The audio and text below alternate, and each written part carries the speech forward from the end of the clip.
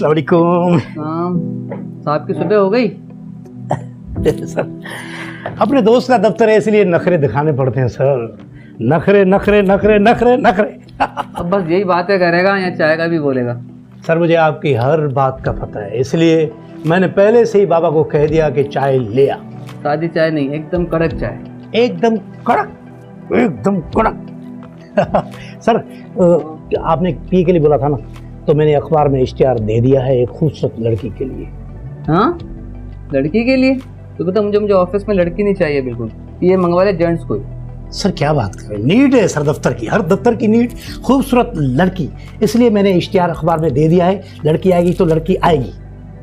यार लड़की आएगी तो अपने लिए तो रख ले लड़की भाई, शादी कर ले अपनी भाई, मेरे को क्यों फंसा रहा है? सर मैं तो ढूंढ रहा हूँ एक खूबसूरत सी खूबसूरत लड़की, अपनी शादी के लिए नहीं बल्कि दफ्तर के लिए। यार तू सुधर जा भाई, मेरी जान छोड़ दे इस मामले से। चाय चाय चाय। सर कहाँ चाय चाय? अभी खाने का टाइम हो गया, मुझे कहीं जाना है। ठीक है, मैं निकल रहा हूँ, देख लो तुम। सर आप